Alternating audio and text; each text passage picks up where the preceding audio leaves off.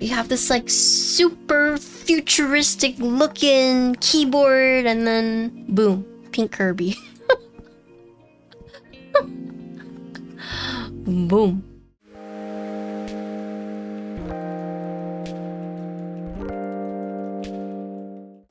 Here is the case.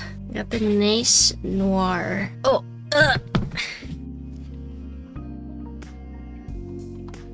boom. This is the keyboard we are working with. So this is the case that you get everything in, and this actually lifts up for everything that you need in here. And you just take everything out. Comes with the key for the case.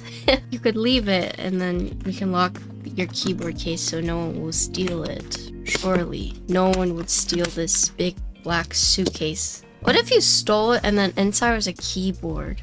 Would you be disappointed? I mean, oh, maybe you guys aren't the right people to ask, but you know. So here is the big chonky. This is the front. I'm kind of scared to turn it over. This is the back. Pretty cool back.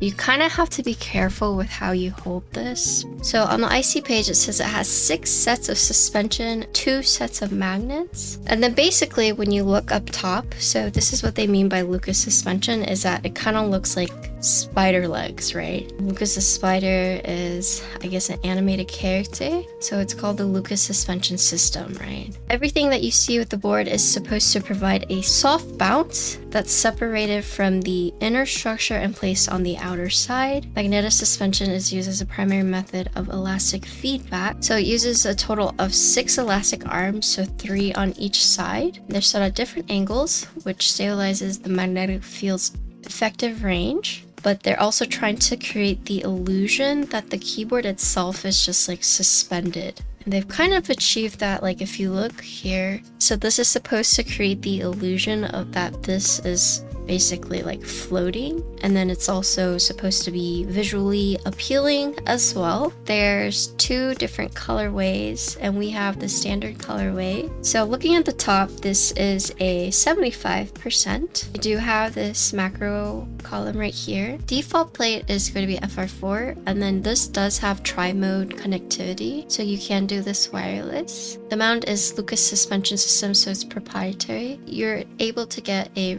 wrist rest and a custom USB cable. And also, there's actually supposed to be glass right here. So they chose not to use acrylic or polycarbonate, which can turn yellow over time, and they instead opted for an ultra clear tempered glass with optical properties. This is the tempered glass, and it would then cover up this suspension like this. So this is not exposed. This is actually going to be covered with glass. This board is like very futuristic looking. It's a lot different from, I guess, the QT boards I'm normally building. Here's the top.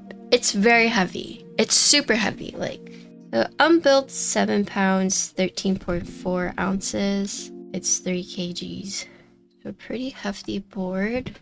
So 75% layout. The F row is exploded out, but the arrows are closer to the board. This is kind of a weird 75% layout. They kind of went for like the 3 keys and the 3 keys on the side like this. So you have this part that lights up, and then you have this neat badge right here. Here's the side of the board.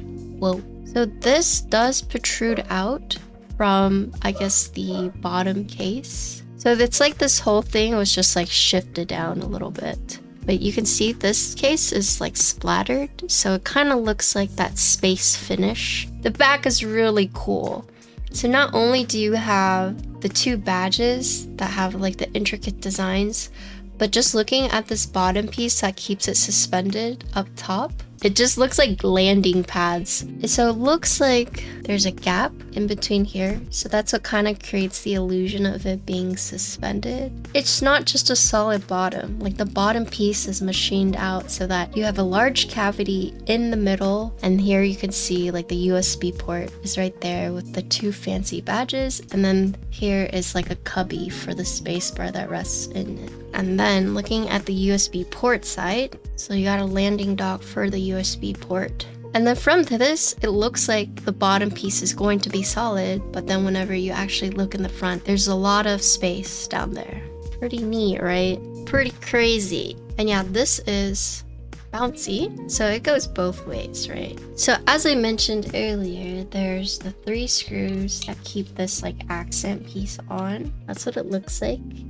It has like the chamfers, the shiny chamfers, so it really catches the light really well when it reflects. And then here you can kind of see the suspension that's been hidden underneath. Another accent piece there. And then here you can see it's starting to come undone. So let me remove this side as well. Ooh! Yep, and there it is. So you actually don't even need to take this accent piece off. You can just keep it on. So here you can see the suspension. So this is a wheel.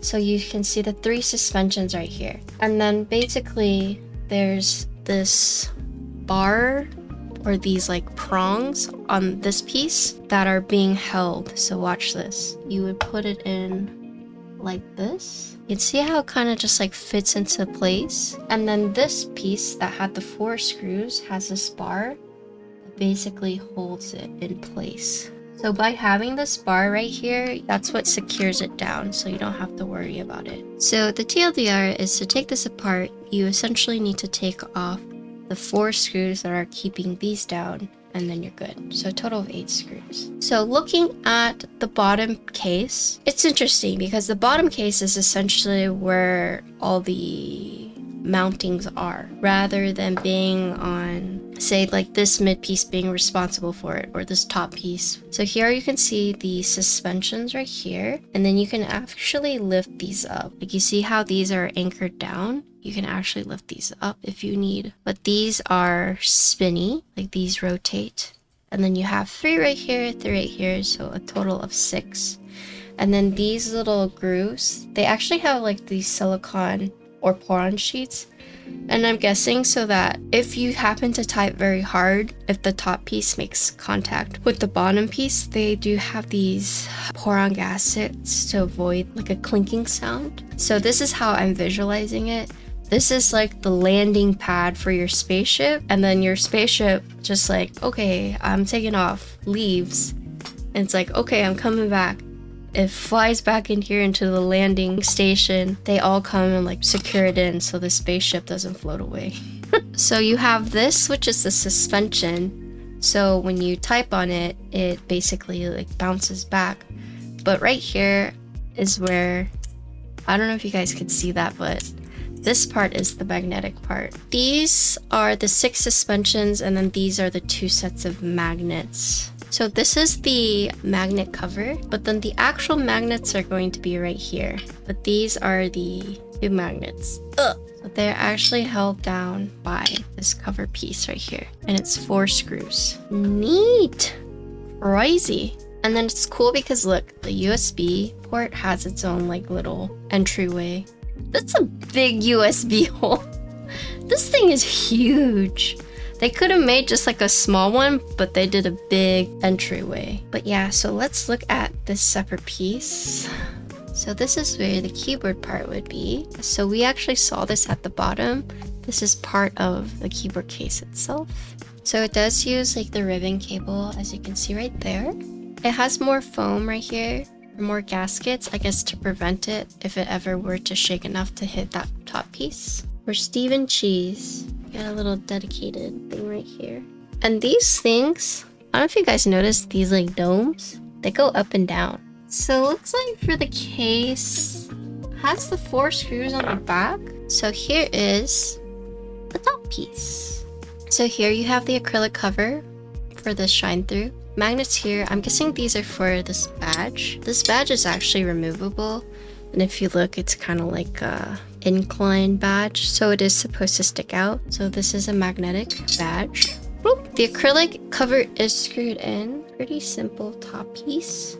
And here are the sound domes. So it says sound domes Noland N1, and yeah, these do also move as well. These screws are interesting. Look. Ooh. I seriously feel like I'm gonna regret taking this apart. I feel it in my bones. Will Patricia end up regretting this decision? Only time will tell. So this is just a sheet. Are these each pieces? Oh. Oh, okay. Yeah, no, we don't want to do that. Basically, these are all held in place by this foam right here. These are the sound domes. And there's the battery. So check this out. So you have these covers basically keeping these sound domes in place like this. But the sound domes are resting on this foam piece. And then here is where you would find the battery. And then you have this large daughter board which has the battery, the ribbon cable, the USB port. And then here's where the magnets are inside of the board. So these magnets and these magnets interact to kind of like push it up. So basically when you're typing on this, not only do you have the magnets like pushing back, but then you also have the suspension mount. So you can see this. Let me put this all back before I make a mistake. Incredible. Patricia has reassembled the Noland N1 without losing a single sound dome. So here is the FR4 plate. What am I looking at here? It is very, very interesting. This is a very futuristic plate for sure. This is blocked off because there's no key here. This is blocked off because no key here. It has the branding. This is actually cut off because you have the light that will shine through right here. This is essentially looking like a skeleton plate, except a very fancy style skeleton plate. You can see they've made cuts like diagonally rather than doing like the straight across. And there's just very interesting cross sections here and there. Like you can see right here, they've made like gaps. Super interesting plate. At the end of the day, it's just basically a skeleton plate. A very fancy skeleton plate. Okay, so that's the FR4 and it does come with foam. And then here I have the PCB. So the PCB is actually looking a little bit more normal. PCB looks like there's no flex cuts, which is good. It is hot swap, the one I have. But even like the traces right here follow like the same theme. Oh, so here are the LED lights. You can see it's in a diagonal. So it looks like this is just a set layout. It's hot swap, but it's a set layout. Don't really have a choice, but that's okay. And it looks like it's also per key RGB. Here is where the ribbon cable would go in, and don't see an actual reset button. The only thing to note is that there is this one cut right here, right underneath the spacebar. Neat. And then here we saw already, but this is the tempered glass. So lots of things to unpack here. This is an MX build, believe it or not. These are like the sound domes, and these are resting on a bed of foam, but these actually do go up and down. This board is going to be sold through Click Clock, and it's pretty pricey. So there's two styles. There's a space, which starts at $549, but then you can get winter, and they have this listed as $1,239. Okay, let's build it. You know what like really freaks me out when I hear my mom say it? 你过来. I'm just like, oh shit, I'm dead. I'm dead. I'm dead.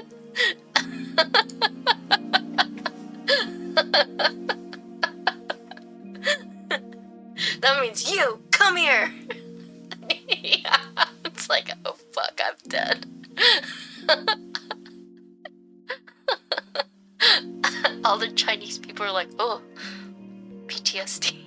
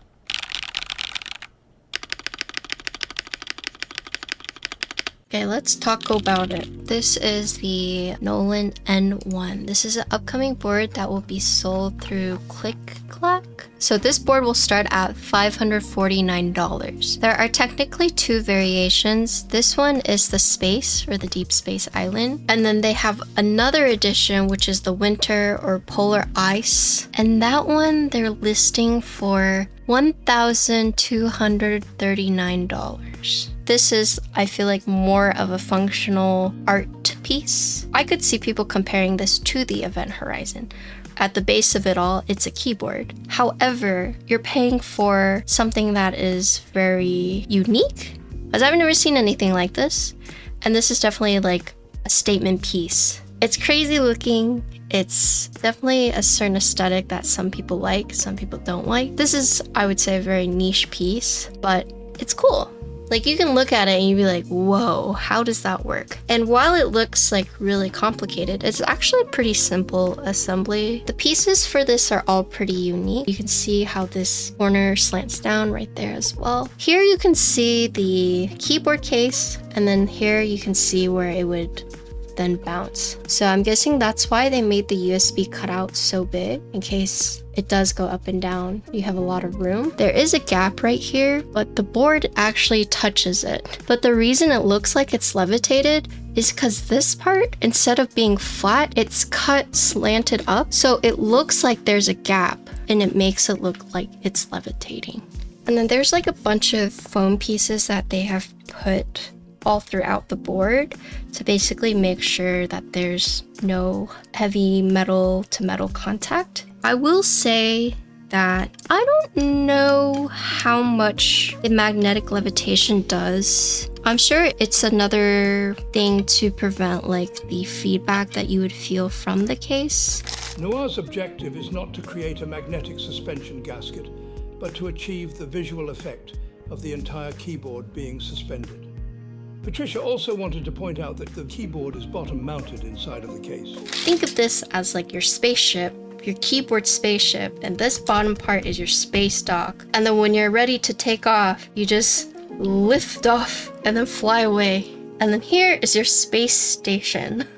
So when you're ready to land, you have the magnets to make sure that you don't have like a boom, you know, harsh crash landing. And then in the event that, you know, you need a little bit more support, you have these elastic arms and bearings to help slowly grab you and put you into place. And then once you're here, you're charging, and you want to make sure that you don't float away because of gravity or whatnot, then it's like, all right, boys, lock them in. And then you lock this in, and then your spaceship is in place. And then the USB comes in to charge your keyboard in this dock. This is the gas pump. You plug it in, you lock it in, and you refuel. But that's just like the metaphor underneath. You technically could type on this without the space dock. So this is actually still functional if you want to use it.